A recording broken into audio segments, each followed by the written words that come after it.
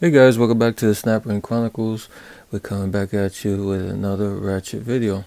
More of a cautionary tale this time on this ratchet. This is the S-51 Super Ratchet by none other than Williams Tools, and this one was before the one we all know and love. Probably one of my favorite ratchets is the S-52 or the S-52 Super Ratchet, which is round head and totally different design than that one. This one has two poles, round head, has this ring holding it in, and yeah, that's, like I said, that's like one of my favorite ratchets. But this is the S-51, the one before it, and this one is pretty much a heavy duty ratchet. This is really coarse, about 24 teeth on this gear, and it just exudes industrial. It's looks more like a club than anything else.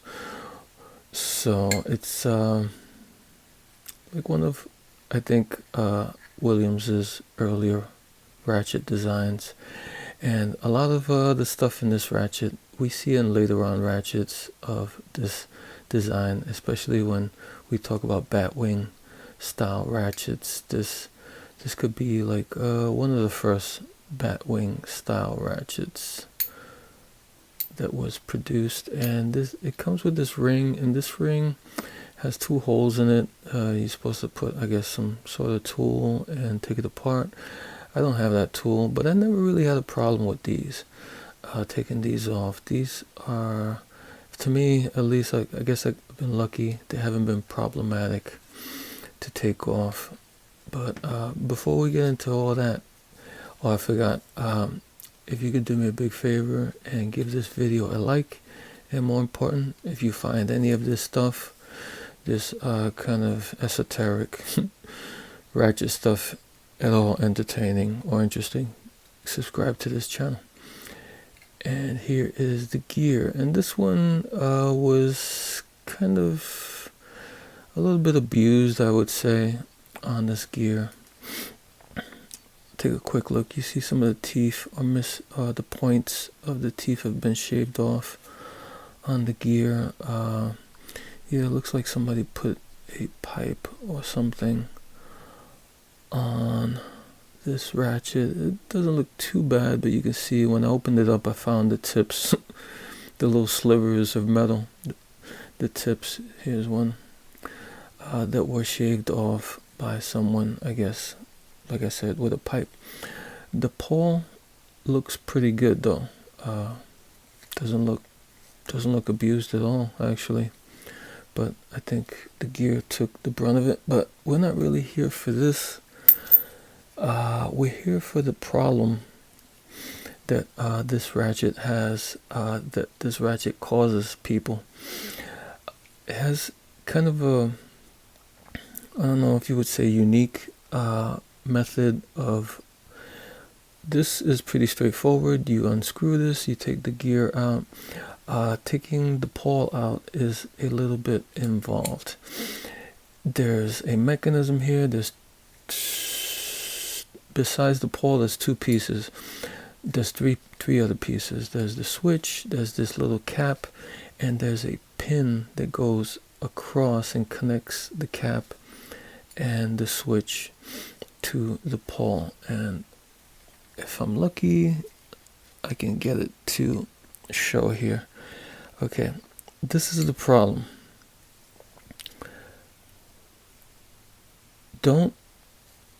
If it's at the bottom there like this and it's switching,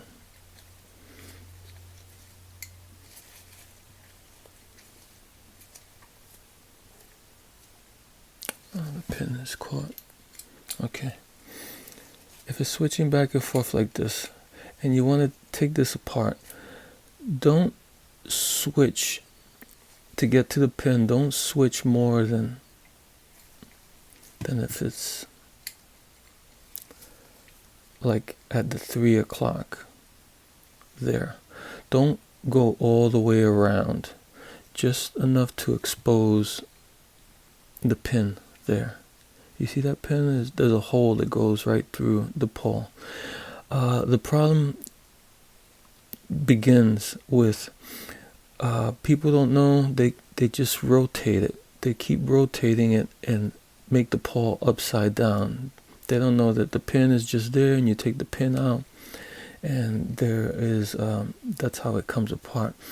The problem starts is when they see kind of stuff, and they're like, oh, what's going on, and they keep turning it.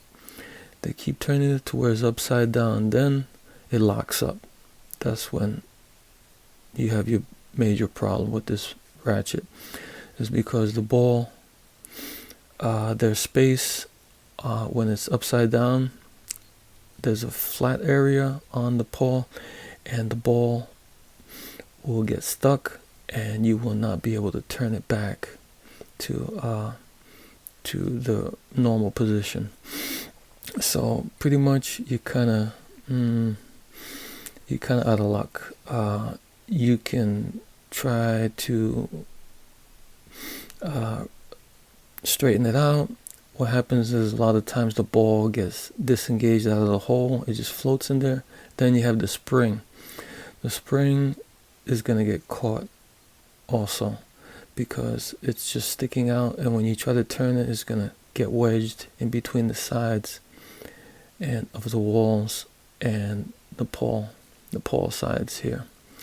So like I said, just move it over to a position like this, like a, what is that, 45 degree or 90 degree.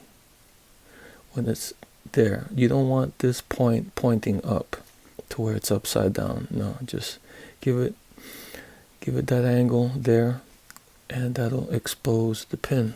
And that's what you're trying to do. You don't want to, I keep going over and over, but I want to emphasize that point. Do not turn this pawl upside down, because you are going to be in a world of hurt. And then the pin comes out. Usually, I've never had problems taking these pins out. They are pretty easy to take out for me. And this is what they look like. Just a straight pin. Okay. Now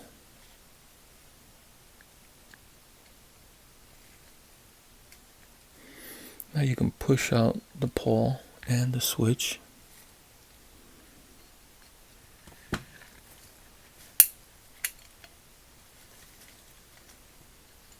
Or just wiggle out the switch. And there it is. And here is the pawl. Just press it a little bit down and out. And it has the other cap on the other end. This comes out like that. And here's the ball. The ball is pretty big. It's big. And there's the spring sticking out. So that's how you do this. Like I said, you don't want to do it the wrong way. And I'll demonstrate to you what it looks like, because I think I have another ratchet here, the same ratchet, and someone did something really interesting to it. I guess they had the problem where they turned it around and locked it up, and they couldn't get it back. And their solution of a fix for this was kind of pretty interesting. Here's a different ratchet than the one I just took out. This one I took off the gear and cap already. This one came like this. It had this screw and washer.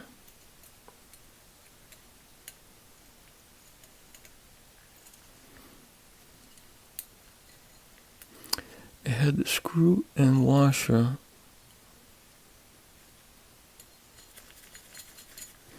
in the ratchet like that. And kind of when I saw this, I was like, yeah, they had the problem. They had the problem, and this was the fix. And this is pretty clever, actually. They took and tapped this cap here, and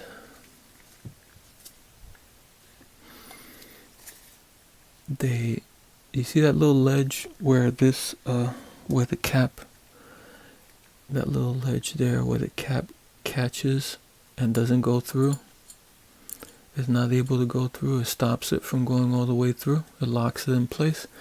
What they did was they drilled or they filed it out to where it's that ledge is in there. So this now I can push this side through and it'll go through, and it locks up with this screw and this washer to prevent it, to keep it in place. But I'm going to show you, since this one is easier to, I can show you the problem that happens when you turn this around. Okay, you're at 45 degrees or whatever there. You're where you're supposed to be, and then you're like, oh well, what's going on underneath there? Let me go and keep going and twist it and twist it. Okay, boom. You're up like that, and now you're locked. Now you can't move. Now your paw's upside down, and unless you like really start knocking around and doing stuff and getting really heavy-handed, it's pretty much locked in there. You see? And you try to pull it back, and that's it. It's locked. That's the problem. That's what you're trying to avoid. I call these ratchets the Venus flytrap of ratchets, because once you get to that point and you go beyond it, you are locked in. But unfortunately, this one, like I said, someone already did the work and drilled it out. This one I can push it through and just take it out. See how that one's flat, and this one has that little ledge in there. This one was drilled or filed flat, so that button can go straight through now. And it's the washer and screw that keeps it in place. And yeah, this one, it's all one unit pretty much. This one they kept, you see the pin, and the pin is pinning the cap and the switch, and the paw's pinned in there. You can take this apart if you want. You can just push the pin out and take the two parts out. But yeah, that's a pretty good solution for this style of ratchet. If they had just had a cap like that that could be screwed in, or something that could be screwed in like this mechanism, like this arrangement here, or something like that, this would have solved that problem for this ratchet. But they never did that. But they did do something on another ratchet. I think for 1/2-inch drive and above, they don't have any way of kind of rectifying the situation, except for like really beating on it. And where is the ratchet? And kind of getting crazy on it. But here is the B-51, which is the 3/8 version of that ratchet, the S-51. This one they did something interesting, and this is going to be part 2 when we see what they did in the B-51. Alright guys, that's all I got for now. Until next time.